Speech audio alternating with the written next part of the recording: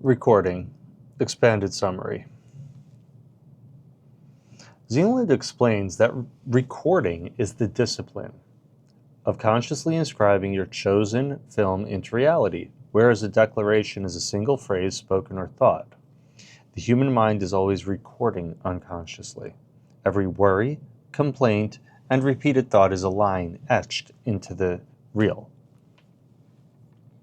The task of transurfing is to reclaim the process and begin recording deliberately.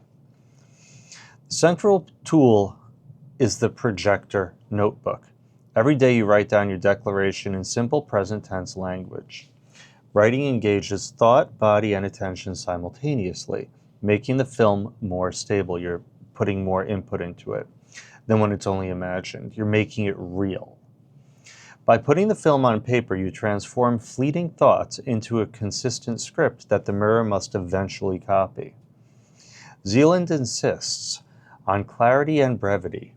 Long or complicated sentences weaken the image. The mirror does not need explanations, arguments, or emotional force. It only needs a clean frame. For example, I live in freedom and in sufficiency. I act calmly and decisively. I move in harmony with my world. The form is always positive and final. There is no I want or I will. There's not throwing in not or no. The mirror ignores denial and endlessly postpones desires. It reflects only the picture shown. The law of consistency. The effectiveness of recording lies not in intensity but in regularity. Writing a few sentences every day, calmly and steadily, has more power than sporadic bursts of inspiration. The mirror's lag means changes are not instant. Therefore, your only responsibility is to persist. Over weeks and months, the repetition engraves the film until it takes weight in the space of variation, pulling the reflection towards it. The daily ritual is compared to brushing your teeth, mundane but transformative. It cleans out the destructive chatter that would otherwise dominate the projector and replace it with chosen frames. In other words, are you going to determine where you're going or be a leaf blown by the wind? Recording evidence. Alongside declarations, Zeland recommends writing down confirmations that the film is alive. These do not need to be dramatic. Even the smallest sign counts. A kind word, a sudden solution, unexpected ease. By recording these, you feed the constructive form, making it grow stronger. This practice also trains you how to notice how reality responds, instead of dismissing events as chance. I do this all the time. It's one of my favorite things because reverse engineering what happens. It's like, wow, that's amazing how everything fell into place to facilitate this outcome. It lets me see the hand of God until God is undeniable, if you want to call God, or creator, or force, whatever it is. Doesn't matter. If you get hung up on a word, go find something else to do, because you're really not ready for this. Focus and limitation. Another principle is not to overload the notebook. Too many declarations are going to scatter that attention. Instead of having that laser focus, you're doing a shotgun, you're all over the place. The projector's power comes from the concentrated repetition. Choose a few key frames, the ones that resonate the most deeply, that really touch your heart, that represent who you are, and return to them day after day. Over time, they accumulate force while negative, destructive forms wither away. The dialogue with the mirror. Recording is not a one-way action, but a dialogue. You project by writing, and then you observe and record the mirror's response. Slowly, the reflection aligns. What once seemed distant begins to feel inevitable. At that point, the film no longer feels like wishful thinking, but as if it's already done. Zeland emphasizes that you cannot dictate how the reflection will shift or when. Your job is only to record. The mirror chooses the route. What looks like coincidence, synchronicity, or sudden luck is simply the mirror adjustment to the film that you've already run. Recording thus becomes the backbone of the transurfing practice. It replaces passive dreaming with active authorship. Instead of being a puppet reacting to random scripts, you become the director who quietly, persistently, and effectively writes a story that reality must replay. Author's statement clarified from text. Recording is the act of inscribing the film into the reel of reality. Write every day. Regularity is stronger than intensity. Negatives and desires do not record correctly. Only final state in the present form. Confirmations feed the form and prove the film is alive. This is so good. And it feels great because it keeps raising your vibration. Like I said earlier, higher vibration, faster mirror response. The mirror cannot resist what is steadily recorded. So you have to sometimes be a little annoyingly persistent with reality. It's like everything else, sometimes needs a little more help than you'd like. Consistency, expanded summary. Zeland makes clear that constancy is the central condition for materializing reality. All the practices of transurfing, declaring, recording, building thought forms, collapse without it. The world is structured like a mirror, and the mirror always lags. This delay is not a defect, but a law of reality. It takes time for a reflection to catch up to a new film. The nature of the lag. When you begin projecting a new frame, the old reflection continues for a while, just as when you move in front of a real mirror. The image seems to echo with a fraction of delay. The world responds not instantly, but with inertia. People misinterpret this inertia as proof that nothing is happening. They grow impatient, abandon the new film, and return to projecting the old one. As a result, the mirror never has a chance to adjust. Zeland compares this to planting seeds. A gardener knows that growth is invisible at first. If you dig up the soil every day to check, you kill the seed. In the same way, doubt, impatience, or constant switching uproot the new film before it takes root in the field of variations. Reel of variations, but I like field of variations for this. The law of constancy. Constancy is not intensity or emotional strain. It is quiet repetition. It's one foot in front of the other, but making sure you keep doing it. The film must be run daily, calmly, without anxiety or urgency or even expectation. Let go of all of it. Just run the film. Why? Because you love it, because the film is you. You're living it. It feels good. If it doesn't feel good, you're running the wrong film. You do not demand results. You do not look for immediate proof. You simply continue recording and declaring until the reflection aligns. The discipline is relatively simple. The herd mind resists because pendulums thrive on the impatience, the doubt, the fears, the drama. Pendulums want you to abandon your film, to go back to relying on them. They want you to switch goals endlessly, to scatter your energy. Constancy starves them because it removes their leverage. It puts you, I'm going to do this regardless of what the world tells me, until the world aligns. What breaks constancy? Number one, oh my God, checking the reflection. If you're going to sit there and keep looking, is it done yet? Is it done yet? Is it done yet? Is it doesn't? It's never going to be done. Every time you think, why hasn't it changed yet? You're focusing on the old frame and reinforcing it. Emotional swings. Trying too hard. This is excess importance. Dramatizing or charging your declarations with desperation. Oh my God, if I don't have this, I'm going to die. Guess what? Get ready to die. Calm repetition is stronger than bursts of passion. Overloading with variety. Constantly changing the wording, piling on new declarations, or jumping from one goal to another. It's going to break the steadiness of the film. Constancy in daily practice. Choose a few declarations that resonate deeply with your soul.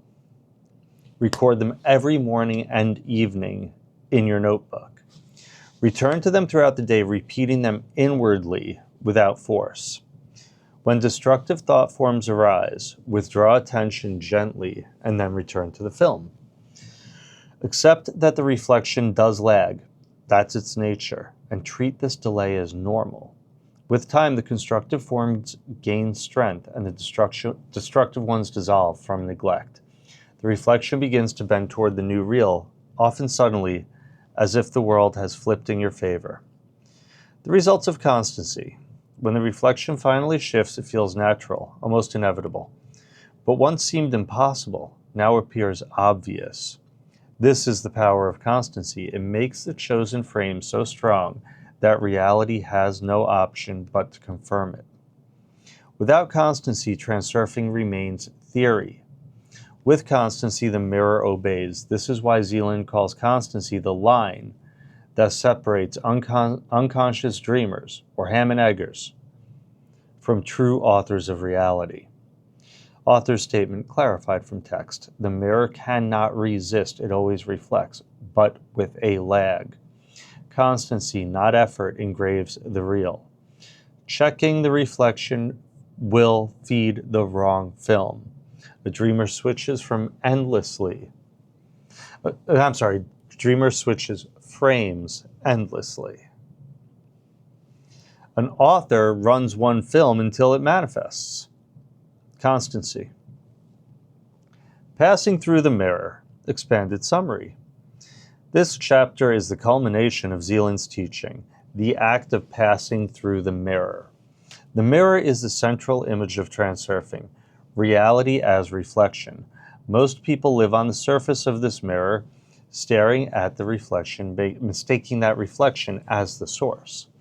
They fight with it, fear it, complain about it, and try to bargain with it, but the mirror only reflects. It never leads. To pass through the mirror is to step behind the reflection and enter the position of creator or author. The nature of the mirror. The mirror of reality is precise and neutral. It shows only what is projected onto it. Like any mirror, it has no will, no preference, no ability to resist. Its only peculiarity is delay. The image does not appear instantly, but after a time. This tricks people into believing the reflection is primary. They think events just happen to them, when in truth they are only seeing echoes of their past projections. The common error. Ordinary people, unaware of the projector, respond to the reflection itself. They react emotionally, reinforce the very images they dislike. If this reflection shows problems, they focus on them, complain, and worry. This adds more energy to the destructive forms, ensuring they persist. In this way, the puppet fights with the shadows in the mirror while the projector continues to run unconsciously. How to pass through. To pass through the mirror, you stop arguing with the reflections and work only with the projector. You recognize that outer circumstances are secondary and the inner film is primary. Instead of feeding fear or complaint, you calmly and steadily run the film of your choice. Like, really, give it a shot. How cool does that sound? Clear declarations in the present tense, not I want to have a car brand, because all that's going to do is say you're missing it, and you'll get exactly that. You'll keep wanting it. Regular recording of the projector notebook every day. It's not hard. 30 seconds. Take a picture with your phone. Keep repeating the commands throughout the day. You'll have the verbiage right there, but you'll have it in front of you too. Withdrawal of attention from destructive forms. Insane. When you give attention to destructive forms, you're literally setting up bad things. Trust in the lag. It's always going to be a lag. Hold that film until the reflection adjusts. This is not imagination or fantasy. This is how it works in reality. This is flat mechanisms. These are the rules. The mirror cannot resist. If the film is run with constancy, the reflection must reproduce it. The moment of passage. Passing through the mirror often feels like a subtle shift in perception. At first, it's only an inner stance. You realize you no longer live in being dependent on what the reflection shows. Then gradually the outer world begins to echo this stance. Events align, obstacles dissolve, coincidences appear. At the same point, the reflection flips. What once seemed improbable now seems inevitable. I'm going to read that again. What once seemed improbable now seems inevitable. The moment is not a miracle, but the natural result of persistence.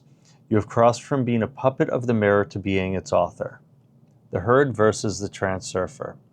The herd believes First, the reflection must change, then I will be happy. They wait endlessly, chasing better conditions. The transurfer reverses this. First, I project happiness. Then the reflection changes. That's called being an adult. That's called owning it, not being a victim. This reversal is the essence of passing through the mirror. It's the shift from victimhood to authorship. Do you want to be a victim, or do you want to be an author? A creator. Living beyond the mirror. Once you pass through, life does not become free of challenges, but your relationship to them is completely different. You no longer identify with the reflection. Problems are not final verdicts, they are temporary echoes. They're learning opportunities. The solution is built in because now you're in the dream model of reality. Sometimes it's to deepen your connection, so do not think that they're bad. So you no longer identify with the reflection. Problems are not final verdicts, they are temporary echoes. The projector remains in your hands. This freedom is permanent once understood. This freedom is permanent once understood. Because the mirror's mechanism is absolute. Author's statement: the mirror cannot resist, it must reflect what I project. The reflection lags, but always follows. Do not argue with the mirror. What type of damn fool does that? Change the film. The herd waits for the reflection to change. The transurfer puts in a new film reel. Conclusion. Expanded summary. Zeland closes by gathering the threads of the teaching into one final picture. Everything comes down to a single principle. Reality is a mirror, and you are the projector. The essence of the path. Most people spend their lives gazing at the reflection. They take the mirror to be primary as if it dictates their fate. They live in complaint, dependency, and fear, doubt, and false belief, never realizing they are only feeding destructive forms. This is unconscious dreaming. This is victim story to the 10th degree. To awaken is to realize that the reflection has no power of its own. It only follows. I create. The path of transurfing is therefore not about begging the world to change or struggling to fix these outer circumstances. It's about taking responsibility for what you project. Once you accept this, life ceases to be random or hostile. It becomes malleable, responsive, and deeply personal. The practice in summary: wakefulness. Every day begins with remembering life is a dream and I am awake in it. Declaring short, clear, present tense facts inscribed into the projector. Recording. Daily writing in the notebook. Fixing the film with constancy. Withdrawing attention. Refusing to feed destructive forms and ignoring them until they dissolve. Constancy. Steady repetition, unaffected by the lag of the mirror. Passing through the mirror. Living from the projector, not the reflection. Creating and not reacting. Together, these practices build the stance of authorship. They transform you from puppet to puppeteer, from victim to creator, from herd dreamer to lucid dreamer. The new life. When practiced steadily, the result is not abstract. The reflection must shift. Goals, once thought impossible, come to pass not through struggle but through resonance. Energy, once drained by pendulums, becomes available for creation. The world, which seemed indifferent, begins to cooperate. You recognize that you are never a victim, only an unconscious director. Whether or not we choose to, we are creators of our reality. It is better to be conscious. Zeland ends with an affirmation of freedom. You do not need to ask for permission, prove yourself, or wait for conditions. You are already holding the projector. All that's required is to wake up, choose your film, and run it with constancy. The final message. The conclusion is simple, but it overturns the entire way the herd sees life. The world is not solid. It's a reflection. It's more like a dream.